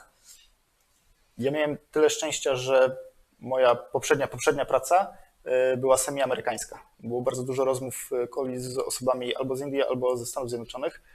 Przez cały czas Kole z Indii to szczęście, rozumiem. Tak, to jest olbrzymie szczęście. Człowiek się uczy słuchać. No i rozumieć. Też było olbrzymie wyzwanie. Przepraszam, czy to było rasistowskie? Nie. W mojej ocenie nie. W mojej też nie. Więc miałem o tyle szczęścia, że rozmawiałem z osobami z Ameryki, przez to dużo różnych akcentów też łapałem swojego słownictwa. To jest jakby próbowałem to wprowadzić do siebie. Tak. Nie brałem dodatkowych lekcji, ale zauważyłem, że później, gdy przestałem pracować w tak zamerykanizowanej firmie, mój angielski od razu troszeczkę poleciał do dołu. I słownictwo, i styl rozmowy, dobór słów. No teraz troszeczkę też to się poprawia. Jest duże biuro w Austrii. Austriacy akurat pracujący tutaj świetnie mówią po angielsku, więc ze zrozumieniem czy z zagadami się nie ma wielkich problemów. Natomiast czuję, że ten poziom też tak troszeczkę i w moim przypadku rośnie do góry dzięki temu, że mam kontakt cały czas z językiem angielskim. Ale jest istotnie ważny, bardzo ważny. Jest. Najważniejsze, że rośnie do góry. Rozumiem. Rośnie w bok i trochę do góry. Mogę tutaj się całkowicie zgodzić z Maćkiem. Zapamiętać moje imię, dziękuję. Nie, mam zapisane na ręku. Okej, Mariusz, dzięki. To, co chciałem powiedzieć, no ja miałem na tyle nieszczęście, że w projekcie, w tym, którym spędziłem 6 lat w Hewlett-Packardzie, był to projekt polski, więc nie miałem tego szczęścia. Natomiast każda firma później już jakoś była związana bardziej z językiem angielskim i ten język angielski był w jakiś sposób poziom jego podnoszony. Mnóstwo firm też preferuje dodatkowe lekcje dla osób zainteresowanych. A ten poziom, o którym mówiłeś, bo czyli z tego co rozumiem, przez 6 lat jakby nie korzystałeś z języka angielskiego, Nie rozmawiałem, bo nie rozmawiałeś, ale prawda? czytałem dokumentację, słownictwo, to wszystko było, był opór przed rozpoczęciem rozmowy, tak? Więc, który trzeba było przełamać. Czyli jak później zmieniłeś tą pracę, wtedy już jakby weszła ta część związana też z wykorzystywaniem języka angielskiego w mowie i tutaj musiałeś się posiłkować jakimiś dodatkowymi lekcjami, czy po prostu metodą prób i błędów po prostu otrzaskałeś się z tym? W moim przypadku akurat było tak, że dodatkowych lekcji nigdy nie brałem, zawsze jakby, no niestety może, nie wiem, czy lenistwo, odkładałem to że no jak będę potrzebował, będę miał projekt, to się podszkolę wtedy. To tak naturalnie ten poziom się podnosił, bo ten kontakt z językiem angielskim w rozmowie rósł z firmy na firmę. I aż do momentu, kiedy trafiłem do firmy, gdzie ten angielski był tak naprawdę bardzo kluczowy i firma też wspierała swoich pracowników w nauce języka angielskiego i zacząłem chodzić na zajęcia w firmie, w czasie pracy. A jak uważacie, ile czasu potrzeba, żeby wejść na taki poziom, powiedzmy, płynnego komunikowania się na tym poziomie technicznym IT w sytuacji, gdy mieliście styczność z tym językiem wcześniej i była przerwa na zasadzie 6 lat z wykorzystaniem tego? Ile ty czasu potrzebowałeś, żeby stwierdzić, dobra, teraz już jakby idzie mi to wszystko płynnie? No, cały czas uważam, że wcale mi tam jakoś płynnie nie idzie. Bardziej chodzi mi o to, że jestem w stanie się w aspektach technicznych porozumieć z pracownikami z Austrii, którzy tak jak kolega wspomniał, rozmawiają po angielsku bardzo dobrze, ale też mają dużo dobrej woli ze swojej strony okazują i jest w nich chęć zrozumienia z drugiej strony i to naprawdę dużo ułatwia. Nie czuję takiej potrzeby, żeby ktoś musiał na ten angielski mega mocno naciskać. Jeżeli ma słownictwo i chęci, to zawsze można się dogadać. Język angielski jest też chyba taki trochę specyficzny, że mało kto mówi poprawnie i gramatycznie i nie popełnia błędów po londyńsku, które i tak rozumie. A sedno i to zrozumienie jest. Więc... Fajnie. Dzięki za tą odpowiedź, bo teraz ten temat z racji pracy zdalnej, możliwości pracy z każdego miejsca na świecie i też sytuacji covidowej i tego, że to jeszcze bardziej jakby wzmaga taką pracę międzynarodową. Język angielski wydaje mi się, że może trochę właśnie bardziej ważyć gdzieś pod kątem kariery programisty, więc fajnie było usłyszeć, jakie jest wasze zdanie na ten temat. Ja w takim razie może przejdę już bezpośrednio też do pytań od naszych widzów, bo ich jest coraz więcej. Tutaj dostaję je z naszej reżyserki, za co bardzo serdecznie dziękuję. Więc oczywiście zachęcam was wszystkich do zadawania pytań, bo cały czas tak, jest nas ponad 150 osób, za co bardzo, bardzo serdecznie wielkie dzięki. I przeszliśmy sobie przez wiele różnych części związanych z tym, jak wyglądał początek waszej kariery, jakie decyzje podejmowaliście, czy też to, co was motywuje, a także to, jak pracujecie na co dzień. I jest tutaj parę takich pytań, które padły. Między innymi Patryk Karpiński, dzięki Patryku, pozdrawiam. Pytanie, jak to jest w Polsce, że czasem widać seniorów z 3-5 latami doświadczenia, podczas gdy przeglądając oferty, na przykład w Szwajcarii, będąc tam za granicą, wymaga się 5 lat doświadczenia, żeby aplikować na jakiekolwiek stanowisko. Podobno w Australii nawet nie patrzy się na doświadczenie, jeśli ktoś nie pracował w firmach typu Google, Facebook. Czasami można spotkać się z opiniami, że polski rynek IT, podobnie jak też indyjski, zbudowany jest na tworzeniu śmieci, których nie opłaca się robić w krajach zachodnich. Co o tym wszystkim sądzicie? Czy rzeczywiście mamy taką łatkę, czy takiej łatki nie mamy? Kontrowersyjne stwierdzenie na pewno. Zupełnie nie wiem, jak wygląda rynek szwajcarski czy rynek australijski i myślę, że on też wynika w dużej mierze z jakiegoś aspektu kulturowego. co jest zrozumiałe. Każda kultura jakoś tam buduje dookoła siebie między innymi rynek pracy i w Indiach jest zupełnie inny rynek pracy niż w Polsce i też ciężko jest to porównywać. Chyba to jest właśnie generalizowanie chyba jest niewskazane. Ciężko powiedzieć, czy polski rynek IT jest takim europejskim rynkiem indyjskim, czy nie. No, ciężko powiedzieć. Nie jestem w stanie odpowiedzieć na to W Polsce pytanie. jest mnóstwo ekspertów, którzy są na klasie światowej i jakby w konkursach programistycznych Polska, Polacy znajdują się bardzo wysoko, zdobywają nagrody. To tak samo nie można powiedzieć, że wszyscy inżynierowie z Indii to reprezentują sobą niski poziom. Jest mnóstwo inżynierów, którzy w specyficznych technologiach wiodą prym, pracują w Stanach Zjednoczonych i to wydaje mi się, że to nie można tego generalizować. Okej, dzięki za Waszą odpowiedź. Ja tutaj dodam od siebie i taką sytuację z naszego podwórka. Otóż my w Just Join IT mieliśmy osobę, która u nas zaczynała programować totalnie na poziomie junior frontend developera i właśnie przeprowadziła się do Australii, gdzie tam, co ciekawe, znalazła pracę, aplikowała na wszystkie pozycje, w sensie na pozycje juniorskie, middleskie i seniorskie i jakby na pozycje juniorskie w ogóle nie dostawała żadnego responsa, na seniorskie dostawała odpowiedź i zatrudniła się tam jako senior, więc to jest jakby taka historia, która jakby właśnie totalnie temu przeczy, więc ja uważam, że naszych programistów naprawdę można ocenić bardzo wysoko i pozdrawiam przy okazji Macieja Jerzewskiego, z którym na pewno zrobimy live'a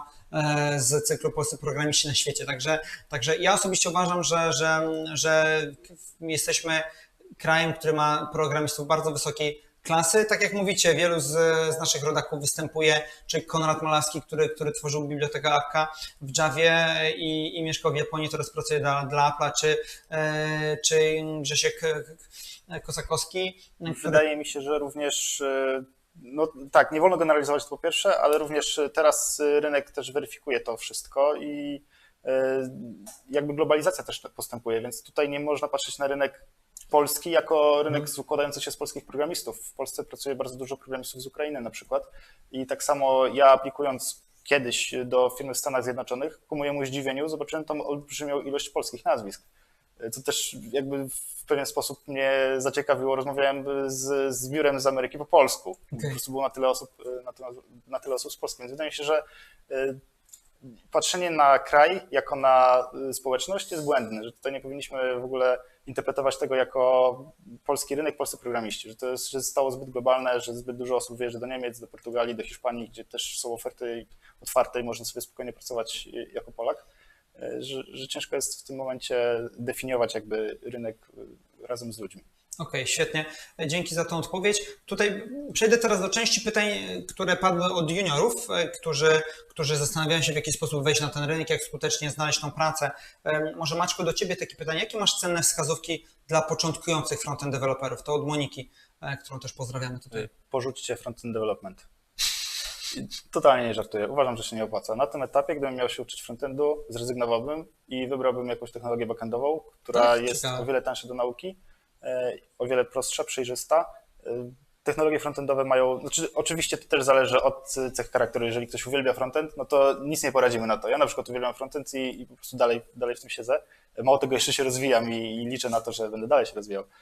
Ale jeżeli komuś mam polecać i też osobom, które się mnie pytają, od czego zacząć, mówię od frontendu nie. Jest tego po prostu zbyt wiele i czas, jaki musimy poświęcić, by wejść na rynek i stać się osobą, która no, jest w pewien sposób ekspertem, albo przynajmniej porusza się płynnie, jest olbrzymi w stosunku do backend developmentu, gdzie uczymy się jednego języka, jednej technologii. Rozumiem, że mówisz o mnogości przeglądarek, wersji, dokładnie, bibliotek. jest bardzo dużo rzeczy, które nie są zauważalne nawet z takiego punktu widzenia osoby, która dopiero tam wchodzi, że będzie to poznawała, uczyła się. Jest dużo obstacles, takich rzeczy, które gdzieś tam wpadają pod nogi, z którymi trzeba sobie radzić, nie zawsze jest łatwo. W przypadku projektowania aplikacji backendowych jest to dużo prostsze, z tego względu, że jest zazwyczaj jedna technologia, są standardy zrobione. Natomiast frontend cechuje się tym, że to, co widzimy, może być przedstawiane w bardzo różnych zegarkach, telefonach komórkowych, bardzo różnych wyświetlaczach, że tutaj też dochodzą jakieś aspekty UX-owe w grę, Sam dobór typografii, kolorów też jest w bardzo dużym spektrum i tutaj w ogóle można spędzić masę czasu ucząc się tylko tego, w jaki sposób komunikować się Czyli wizualnie frontend ze nie sobą. polecamy. Więc ja nie polecam szukamy. osobom początkującym, ale szukamy. Mówię tylko, że sam raczej wybrałbym teraz Ciekawe z podejście, perspektywy ciekawe podejście, siebie bo coś innego. Bo bardzo dużo właśnie szkół programowania mocno stawia na kursy frontendu i ja bym z moich obserwacji ocenił, że rzeczywiście jest to dominujący wręcz kierunek, jeżeli chodzi o takie całe spektrum pod kątem backend, frontend. Wydaje mi się, że więcej osób jest na tej części frontendowej, być może się mylę, natomiast to jest ciekawy punkt widzenia. I Może ten backend po prostu odstrasza, bo brzmi tak groźnie. Brzmi groźnie, a to prawda, że brzmi. No. Backend. Frontend Tak. jest taki bardziej ludzki. tak, bo widać to, prawda? Jest to Widać. bardziej część wizualna. I ja mam jeszcze tutaj kilka pytań od juniorów. Wielkie dzięki za zadawanie tych pytań i nie bójcie się zadawać jeszcze ich więcej. Jeszcze mamy trochę czasu tutaj z chłopakami. I teraz tak, kolejne pytanie od Michała. Czy wydaje mi się, czy obecnie wszyscy oczekują od nowych, żeby albo byli właśnie frontendowcami, albo full stackami? Czy uważacie, że jakby jest większe zapotrzebowanie na rynku właśnie na full stacków, powiedzmy? Proszę zdefiniować full stack, co to oznacza. Czyli backend, DevOps i frontend. I front, razem. tak, wszystko. I jeszcze UX Wydaje designer. mi się, że technologie na pewnym etapie troszeczkę się mieszają i nie wymaga się wiedzy na temat wszystkiego od nowych osób, ale jakby świadomości, możliwości innych technologii albo chociażby tego, jakie możemy osiągnąć życie dzięki nim, bo to pomaga po prostu w pracy. Nawet jeżeli nie znamy zbyt dobrze technologii backendowych, to dobrą cechą jest łatwa współpraca z programistami backendowymi, czyli rozumienie ich sposobu myślenia, ich toku postępowania, jakby patrzenia na świat. To samo się tyczy na przykład frontendowca w połączeniu z grafikiem. Dobrze by było, żeby grafik troszeczkę tego programowania jednak frontendowego załapał, żeby wiedział, jakie ma możliwości, na co należy uważać, czego unikać, czy wręcz przeciwnie, w jakim kierunku iść. Okej, dzięki za to pytanie. Dawid z kolei się pyta, to jest też osoba, która prawdopodobnie ma problem z tym, żeby w jakiś sposób wejść na ten rynek. Gdzie według Was w takim razie juniorzy powinni, albo w jaki sposób mogą zdobyć doświadczenie, skoro są w pewnym sensie pomijani z góry? Jak do tego powinien podejść junior, żeby być może bardziej konkurencyjny na rynku pracy, z Waszej perspektywy? To nie jest tak, że są pomijani, też uważam, że to jest błędne myślenie. Sam fakt tego, że akurat ta firma, w której pracujemy, zatrudnia seniorów, wynika z tego, że jest to firma młoda, która na razie taką ma potrzebę, że chce zbudować zespół, który później będzie można otaczać czymś. Natomiast sam spotkałem się i wcześniej pracowałem też w firmie, która zatrudniała wielu juniorów. Często to juniorzy okazywali się w ogóle czymś wspaniałym, jakby wybawieniem wręcz, tak. Diamentami, tak, dosłownie. I trafiłem na wiele takich przypadków, gdzie nawet sam nie musiałem jakby wymagać czegoś od juniorów, bo sami po miesiącu, po dwóch pokazywali, że są dużo więcej warci niż na przykład na papierku gdzieś tam wydruk miesięczny dostają na konto. Więc no, tutaj nie ma co generalizować też również i mówić, że rynek jest dla juniorów zamknięty, bo wcale tak nie jest. Jest dużo firm, które szukają juniorów i które zatrudniają juniorów. Gdybyście powiedzieli, co junior mógłby zrobić, żeby zwiększyć swoje szanse na rynku pracy, z Waszej perspektywy? Na pewno bardzo ważne jest portfolio. Tak uważam, że często pierwszym etapem odrzucenia kandydata był sam fakt tego, że nie może nic pokazać. Tak, że wysyła konto na GitHubie, na którym nie ma żadnego repozytorium, że wysyła CV, w którym nie ma żadnego projektu. Nie widząc tego, co robił, w nas narasta świadomość, że może on po prostu nic nie umie. Że chociażby jeden, dwa projekty, które są takie, nawet nie mówię, że musi być tego bardzo dużo, ale chociażby jeden projekt, którym chcemy się chwalić, od razu na pewno zwiększa w pewien sposób szanse. To jest ciekawe to, co powiedziałeś, w sensie nie posiadając projektu, w sytuacji, gdy wysyłamy gdzieś CV, w odbiorcy, w rekruterze narasta ta świadomość, że ktoś rzeczywiście nic nie umie. I myślę, że to jest jakby oczywiście bardzo często krzywdzące, ale tak do tego podchodzimy, tak? Jeżeli junior ma się wykazać, który zaczyna pierwszą pracę, no to jak nie projektami swoimi to czym, prawda? Więc uważam, że to jest rzeczywiście dobre podejście. A w takim razie przeszedłbym do takiego pytania, co według Was taki junior powinien umieć? Na zasadzie, co jest ważne? No, bo jakby portfolio przy samym jakby zatrudnieniu, prawda? I to, żeby zainteresować się taką osobą, ale jakie według Was są takie może kluczowe skille, kluczowe kompetencje, które z perspektywy juniora mogłyby go jakby pozycjonować jako rzeczywiście diamencik? W moim przypadku wydaje mi się, że już powiedziałem, przytaczając przykłady przeprowadzonych rozmów rekrutacyjnych, że wbrew pozorom to nie umiejętności techniczne, a zapał, chęć, cechy miękkie, które mogą urzeknąć i mogą spowodować, że ta osoba rzeczywiście będzie super uzupełnieniem na przykład zespołu, będzie miała chęci do nauki i spowoduje bardzo wyraźny, szybki przyrost umiejętności w całym zespole. Okej, zapał, motywacja do nauki. Maćku, ty też się zgadzasz z tym? Mi się wydaje, że dla mnie tak podświadomie teraz, bo nie znałem tych pytań wcześniej, więc też się nad tym nie zastanawiałem. Ja Natomiast podświadomie wydaje mi się, że ja patrzę bardzo na coś, czego nie mogę stwierdzić, a mogę jedynie wywnioskować, jest to szybkość nauki. Czyli jak dana osoba jako junior chłonie, że tak powiem, wiedzę dookoła. Jak bardzo się tym jara, podoba jej się to, jak to chłonie i po niektórych osobach od razu widać, że nie wiem, zacząłem pół roku temu, a w tym momencie jestem na takim etapie, podoba mi się to i chciałbym iść w tym kierunku i w ogóle kiedyś byłem na takiej konferencji, to mnie jara i od razu we mnie naraz taka Widać świadomość, po prostu, że tak. rozumiem, chłonny umysł i to, że ktoś po prostu chce tą wiedzę pozyskiwać, super. Mariusz, do Ciebie jest tutaj pytanie, które w zasadzie w międzyczasie wpadło wcześniej pod tym kątem, jakie są według Ciebie kluczowe skille, żeby zostać DevOps inżynierem? To takich skilli miękkich to trzeba być leniwym człowiekiem, czyli to jest Przede wszystkim. cecha chyba każdego dobrego administratora, który się szybko nudzi czymś i dąży do zautomatyzowania, napisania jakiegoś skryptu, aby sobie głupiej roboty nie powtarzać. Okay.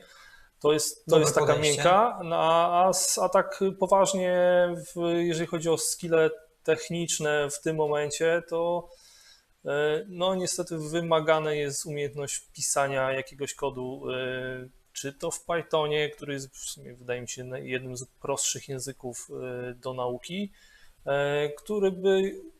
w którym to języku już możemy na przykład tworzyć infrastrukturę w chmurze, mamy kilka prowajderów, można w internecie znaleźć kursy oraz nawet egzaminy kursy przygotowujące do zdania egzaminów w tych prowajderach.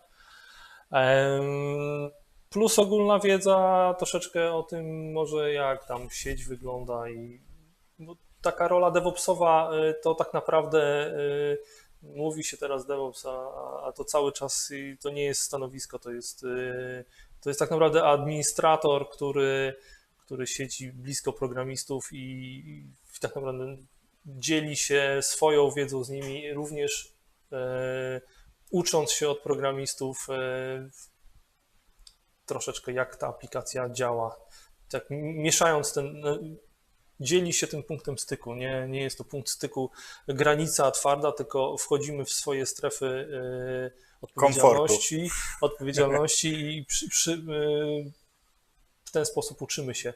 Więc tak naprawdę chęć, właśnie niestety introwertycy chyba tutaj w roli DevOpsowej wydaje mi się, że mogą mieć ciężej. Osoby, które łatwiej nawiązują relacje, zdecydowanie łatwiej. To jeszcze o technologiach może coś jeszcze powiedzieć. Kubernetes jest bardzo popularny w tym momencie jako platforma do uruchamiania aplikacji w mikroserwisów i nie tylko, więc jest to jakby hasło klucz w tym momencie występujące chyba w każdej ofercie rekrutacyjnej. Tak, też to obserwujemy na Just Join IT. Ja tutaj mam jeszcze parę takich pytań, które dotyczą Waszych doświadczeń związanych między innymi z rekrutacją. Pytanie takie, czy zdarza Wam się, że kandydat na rozmowie o pracę przejmuje rozmowę? Jak wtedy reagujecie? W sensie takim, nie wiem, czy dobrze interpretuję to, o co chodziło Monice tutaj w tym pytaniu. Podejrzewam, że gdzieś tam to kandydat może za bardzo próbuje siebie sprzedać. Czy mieliście takie sytuacje, gdzie rzeczywiście jakby osoba, z którą rozmawialiście, zaczęła jakby rozgrywać bardziej trochę swój mecz w pewnym sensie? Ja miałem dwukrotnie taką sytuację, przynajmniej przypominam sobie dwie takie sytuacje. Jedna podczas rekrutacji juniora, druga podczas rekrutacji seniora. W przypadku seniora było tak, że kandydat dysponował tak dużą wiedzą, że ja w pewnym momencie zacząłem się zastanawiać, czy zadając mu pytanie, na pewno mam wystarczająco dużą wiedzę sam, by go o to pytać. Czy nie wyjdzie tak, że wyjdę na głupka, czy okej, zadałem to pytanie, a oczekiwałem zupełnie innej odpowiedzi. Na szczęście tak nie było, ale no jednak jakaś tam narasta taka niepewność w człowieku. Drugie, podczas rekrutacji juniora, który był bardzo nachalny w rozmowie i do tego jeszcze cechował się donośnym głosem, co jakby było takim miksem. No, negatywne odczucie miałem wtedy po tej rozmowie, natomiast poznałem tą osobę bliżej później, podczas niezależnego szkolenia programistycznego, na który przyszedł. Mówi, hej, pamiętasz mnie? Tak, pamiętam, i w ogóle zupełnie inne wrażenie na mnie zrobił. To bardziej pozytywne, jakby taka luźniejsza rozmowa, gdzie on też się nie stresował i ja się też nie stresowałem, bo każda rozmowa mimo wszystko jest w jakiś tam sposób stresująca. To zupełnie jakby na inny poziom rozmowy weszliśmy i myślę sobie, kurczę, niepotrzebnie go tak zjechałem przed szefem, że nie chcemy go tak bardzo, że nie. Głośny jest. Że jednak tak, że głośny jest, no, że sam jakby w sobie takie poczucie błędu stworzyłem, że źle go potraktowałem. Okej, dzięki. Z racji tego, że teraz zbierzemy się już do końca naszego live streamu, to będę miał tutaj dla Was ostatnie 3 pytania i będziemy powoli zamykać ten nasz dzisiejszy odcinek. I tutaj 2 pytania padły dosyć podobne. Z jednej strony od Kamila Gucika, a także z drugiej strony od Wojciecha Nowaka. Chłopaki pytają o to, jakich umiejętności trzeba, żeby załapać się na stanowisko związane z mobilem, z junior Android developerem, czy jakieś są specyficzne technologie według Was, czy z kolei Kamil pyta, czy warto według Was jest iść w mobile w tym momencie, bo jakby mobile miał swój boom jakiś czas temu, teraz pytanie, czy rzeczywiście wiele serwisów idzie w kierunku wersji mobilnych, czy po prostu RWA i jak wy to oceniacie? PWA. PWA, tak, właśnie. Uważam, że warto, nie ze względu na to, że ja tworzę trend, tylko dlatego, że obserwuję statystyki i statystyki na razie są dla mobila bardzo przychylne. Technologie mobilne, jakbyś rozwinął, co dokładnie masz na myśli? Czy to jest w development aplikacji na urządzenia mobilne, czy to jest responsywny... Myślę, że rozmawiamy o technologii na urządzenia mobilne. Tak, rozwoju pewnie w tym aplikacji. kierunku to było. I zarówno tyczy się to też PWA, jak i tyczy się to natywnych technologii. Warto tutaj rzucić okiem po prostu na pionierów czy na trendsetterów, czyli firmy typu Apple czy Google, które jakby decydują o to, Microsoft też, decydują o tym, co chciałyby widzieć na swoich urządzeniach, bo no, nie oszukujmy się, że to są dwa główne centra takie dowodzące, jeżeli chodzi o rozwój. I widać, że zarówno technologie typu React Native na przykład, czy technologie pseudonatywne, czyli pisanie kodu JavaScript pod urządzenia mobilne jest na plus i widać, rozwija się bardzo. Tak samo też typowo natywne technologie cały czas mają rekrutację, cały czas mają projekty, cały czas są chętnie przyjmowane do storów za dolary w App Store na przykład. Wydaje mi się, że to jest jak najbardziej kierunek. Okej, dobra, czyli tutaj jakby mowa o jakimkolwiek tutaj odwrocie, myślę, że jest zdecydowanie przedwczesna, oparcie też o to, co... No, chyba że nastąpi jakiś przeskok technologiczny i zamiast smartfonów będziemy używać czegoś innego i wtedy... Okay. Google Glass, Glass. Może jakieś chipy. Microsoft miał bardzo fajne takie okularki, nie wiem, to chyba nie stało się. Google też, ale Microsoft miał takie HoloLens, duży zakładany, że świat 3D dookoła, demo z Minecraftem na YouTube, że zakładamy HoloLensy i nagle dookoła nas świat jest taki augmented reality. Rozszerzony. No właśnie, może kwestia VR i augmented reality to będzie coś, co może przeskoczy tą część mobile, ale na to jeszcze pewnie przyjdzie czas i myślę, że tutaj na spokojnie możemy mówić, że przyszłość to też jest cały czas mobile. Tak. Dobrze, to pytanie jest takie stricte od Dariusza pod kątem rekrutacji. Czy planujecie rekrutację na stanowisko programisty Python Django? Tak. Tak. Jest otwarta? Tak. Jest otwarta. Okej, to może właśnie zatrzymajmy się tutaj na końcu i jeszcze podkreślmy to, jakie są i na jakie stanowiska rekrutujecie. Ale może zanim do tego przejdziemy, to ja będę miał tu ostatnie pytanie. To jest takie bardziej refleksyjne trochę od Holnisty. Trochę prowokacyjne może. Kiedy doczekamy się studiów IT na poziomie według Was? Z przedmiotami na przykład podstawy JS-a zamiast klepania generatorów liczb od 1 do 5 w Notepad.exe. Mam wrażenie, że edukacja zatrzymała się u nas w 1993 roku. Zgadzam W się z tym. 93 ile było języków programowania? Na pewno był QBasic, który uwielbiam. Co jeszcze było? Pascal być może już był, nie? Może był To są Pascal. lata chyba Pascala, już tak mi się wydaje. Więc no tak, zatrzymaliśmy się w No i było takim, dużo dziwnych lispów itp. No, tak. w takim momencie się zatrzymaliśmy, jeżeli chodzi o poziom kształcenia, natomiast teraz stworzenie programu kształcenia dla takiej szkoły wyższej ukierunkowanej w IT jest tak trudne i przy tak Technologie się zmieniają tak szybko, Technologiach, że ciężko to- jest coś... Nasz system edukacji pewnie by tego nie dźwignął. No, Myślę, że nie żaden nie dźwiga. Myślę, że nie jesteśmy w stanie przygotować czegoś takiego. Poza tym, no to też to troszeczkę jak z medycyną. IT kiedyś się mówiło, to jest informatyk, on się poradzi sobie i ze Switchem, i z komputerem, z Windowsem. W tym momencie są specjalizacje. No, uczysz się baz danych i żeby być ekspertem z baz danych, trzeba spędzić swoje lata w tym temacie. Tak, tak samo nastąpiło tak duże rozwarstwienie na różne Technologie. technologie, sektory w tym IT, że no, eksperci domenowi w hardware'ze, w software'ze Jasne, czyli- nie ma możliwości stworzenia jednolitego programu kształcenia. Tak, czyli Natomiast wydaje mi się, do szkół to wejdzie, jak będą chętni, bo to pieniądze tutaj grają główną rolę. Nikt nie będzie prowadził Tak. fantastycznej akademii dla 4 osób, tylko To musi prawda. być przede wszystkim podstawa chętnych osób do nauki, specjalizacji, żeby potem rozwijać te specjalizacje. To, co jeszcze chciałem dodać, że nawet jeżeli w jakimś języku starym uczymy się programować, to jeżeli kogoś zarazimy czymś programowaniem, takim twórczym myśleniem, że mogę zrobić głupią grę, Konsolową aplikację w Tak. Pascalu. na przykład, cokolwiek, i to tak naprawdę taka osoba, mając chęci, odkrywając sobie na przykład pasję z tym związaną, bardzo szybko nauczy się dowolnego języka. okej, też mi się wydaje, że chyba clue tutaj tkwi w tym, żeby programista czy osoba w branży IT samodzielnie podnosiła tego swojego skilla i tutaj się rozwijała, niekoniecznie liczyła, że rzeczywiście Oczywiście stworzymy taki łatwiej system. z kimś, Tak. przy kimś, natomiast no, to nie jest niemożliwe, żeby nauczyć się samemu. Tak, i biorąc pod uwagę ilość źródeł i dostępnych form, czy tutoriali, czy lekcji online, no to chyba to będzie pewnie najłatwiejsza droga do tego.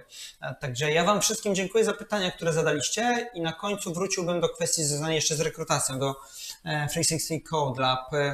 Panowie, stosujecie wiele różnych technologii, może powiecie teraz na samym końcu, jakich osób obecnie potrzebujecie do Waszego zespołu, bo macie się Frontendowców. Frontendowców, Tak, okej. mówiłem o tym, i że nie React. uczy się frontendu, ale jeżeli ktoś Jak chce być ktoś już się frontendowcem, nauczył, jak ktoś się nauczył, to znaczy, że cechuje się olbrzymią wytrzymałością i Psychiczną. wszechstronnością i jest wartą osobą do spojrzenia na nią. Tak, no potrzebujemy frontendowców. Mówi się, że w każdej ilości, no myślę, że nie w każdej, ale na pewno potrzebujemy frontendowców, potrzebujemy Pythonowców, tak jak tutaj padło Scala też. Developer tutaj Scala był Developer. wymieniony. Scala Developer, DevOps. Kotlin, Java, Tak. również .NET i Okej, No, czyli mam też zespoły dotnetowe. tak. myślę, że tutaj też, jeżeli Okej. trafiłby się fajny kandydat, to byłby .NET, warty React, rozważenia. TypeScript. To są mega technologie, z którymi aktualnie pracujemy, Tak. ale nie zamykamy się na nie, więc myślę, że po prostu JavaScript jako taki, czyli frontend development i JavaScript, a wszystko dookoła, czy frameworki, czy nawet jakieś technologie specyficzne, czy inne języki, tak jak chociażby Reason tutaj padł, albo TypeScript, to już jest jakby cecha specyficzna danej osoby i na pewno się odnajdzie. Okej, ja też proszę w reżyserce o podrzucenie może wszystkich ofert pracy w Free 60 Code Lab podczas naszego live streama, żeby każdy, kto nas słucha, mógł sobie bardzo łatwo do tego sięgnąć. A na koniec myślę, fajnie jest zamknąć to jakąś klamrą, bo uważam, że z tej rozmowy mocno wyszło z tego i z Waszych motywacji, że osoby na pewnym levelu też potrzebują już tego, żeby pracować z ludźmi, przy których mogą się rozwijać i przy których są w stanie wejść na wyższy level. Biorąc pod uwagę to, w jaki sposób podchodzić do doboru technologii, do tego, jak swobodnie i może frywolnie to jest złe słowo, ale bardziej jaką dużą Nie, to jest autonomię. dobre słowo. No właśnie Tak, to jest pasuje dobre do... słowo. Tak, jak najbardziej. Wręcz frywolnie i autonomicznie podchodzicie do doboru technologii. Myślę, że to jest fajny moment do tego, żeby szczerze polecić takie miejsce jak Free 60 Code Lab do pracy, bo mocno się rozwijacie i wydaje mi się, że też będzie o Was coraz głośniej tutaj na naszym polskim rynku. W tym momencie jesteście w Warszawie. Na razie słuchać nas tylko na Daszyńskiego, ale... Na razie na Daszyńskiego, tutaj generalnie dużo się dzieje na Daszyńskiego, w zasadzie buduje się nam takie nasze warszawskie city. Jesteście na Placu Europejskim, cały czas rekrutujecie tutaj na piętrze numer 7. Ja osobiście też zapraszam i zachęcam, bo bardzo dobrze mi się z Wami tutaj rozmawiało i w kuluarach, i w tym momencie. Wielu ciekawych rzeczy się dowiedziałem. Jeżeli ktokolwiek też chciałby dołączyć do tego zespołu, to na Just Join IT z pewnością znajdzie furtkę do tego i wszystkie oferty pracy. Ja Wam w tym momencie, panowie, dziękuję, bo to było takie 1,5 godziny, które mi minęło bardzo To już szybko. 1,5 godziny? Wow. Tak. Faktycznie. Mniej więcej tak tyle wyszło. Dziękuję wszystkim również za uczestnictwo i za wzięcie udziału w naszym live streamie i za te 1,5 godziny wspólnie. Bardzo dziękuję za aktywność i za to, że byliście tutaj razem z nami. Pozdrawiamy serdecznie Również pozdrawiamy. z Placu Zapraszamy. Europejskiego, z Zapraszamy. Warsaw Spire. Oczywiście zapraszamy tutaj do 360 Code Lab. Ja w końcu wypowiedziałem dobrze tą Na nazwę. początku było ok. Na początku było Tak, okej, uważam okej. też. Nie zwracaliśmy uwagi. Nie zwracajcie Tak, na to totalnie. najbardziej uwagi. O jakiej firmie mówimy? No. Także tutaj nie musicie się tego uczyć. Ważne jest, że jeżeli chcecie też działać z tak fajnymi ludźmi, to śmiało zapraszamy. Ja oczywiście też obiecuję z naszej strony, że będziemy starali się jak najwięcej ciekawych osób i ciekawych sylwetek przedstawiać na Just Join IT w naszym cyklu Just Go Inside, a więcej o tym już na naszym Facebooku, czy też na naszym kanale na YouTubie. Bardzo serdecznie dziękuję, pozdrawiamy i moim gościem był Mariusz oraz Maciek. Dziękuję Wam raz jeszcze, panowie. Dziękujemy również. Dziękujemy. Trzymajcie się, cześć! Cześć. Cześć.